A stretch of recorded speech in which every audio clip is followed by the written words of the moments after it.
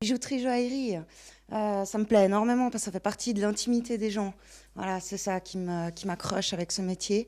Ensuite, il y a les matériaux précieux qui sont aussi très attirants. Effectivement, lors du travail, c'est assez brutal comme action, malgré ce qu'on pourrait penser, car le métal, c'est tellement solide, on peut taper dessus, le scier, le limer. Et oui, il faut être énergique. Alors, je suis arrivée là-dedans grâce aux arts décoratifs. J'ai trouvé goût pour ça à l'école. J'avais le choix entre différents métiers. C'est celui-ci qui m'a plu à cause de ce travail assez énergique. Moi, j'aime beaucoup des choses très sobres avec des secrets à l'intérieur, qu'on puisse mettre notre personnalité, pas forcément au jour, mais à l'intérieur des bijoux cachés. Concrètement, comment ça se passe? Ça dépend de chaque personne. Alors effectivement, si tu as une idée, on va en parler ensemble au niveau des matériaux, des prix, voir si ça peut coller. Et à ce moment-là, on va encore faire un dessin pour être OK. Et ensuite, c'est parti pour la production. Tu peux aussi venir chez moi sans avoir d'idée et qu'on développe ça ensemble. Pour ce qui est de l'or, l'argent et le platine, qui sont vraiment à 3 prix complètement différents, l'argent étant très peu cher, l'or déjà cher et le platine encore plus cher. Ça dépend de ce qu'on veut offrir à la personne. Souvent, on vient ici pour offrir à quelqu'un. Alors, quand on offre de l'or, c'est déjà pour un investissement. C'est ça la symbolique. C'est un investissement financier et émotionnel. Alors, je suis passée par tous les questionnements par rapport à mon métier, savoir si j'avais réellement une éthique qui collait avec ce métier.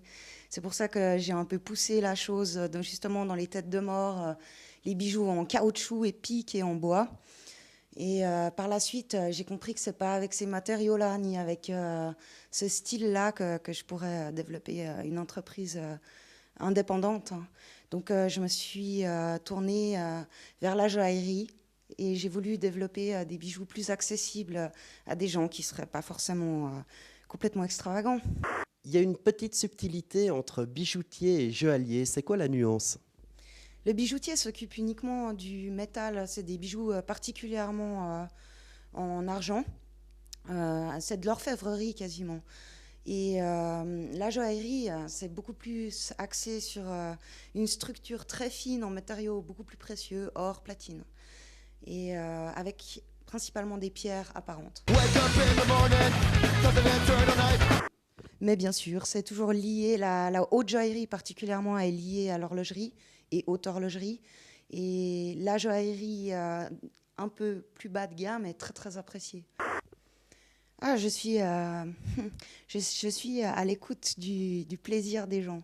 Voilà, j'essaye de répondre le mieux que je peux par rapport à leur look et par rapport à ce qu'ils désirent. Donc mon but n'étant pas forcément de vendre un bijou punk.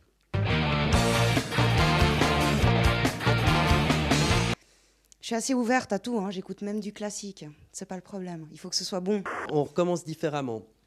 Film préféré? Oula, tu me poses une colle. Miyazaki, tous les Miyazaki.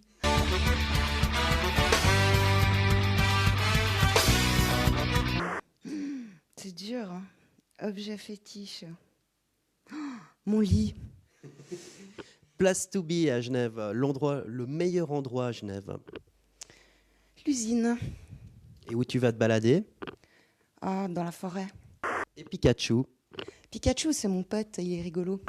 Oui, je pense qu'on est quand même dans l'ère de l'individualisation. Et je pense pas par contre qu'un bijou ait moins de valeur si on l'a acheté à Bijouane ou chez moi ou chez un très grand joaillier pour des dizaines de milliers de francs. Je pense que ce qu'il y a d'intérêt là-dedans, c'est la forme, le moment où on l'a acheté et la personne pour qui c'est. C'est pas le matériau ou le prix qui définit l'intérêt qu'on peut avoir pour un bijou.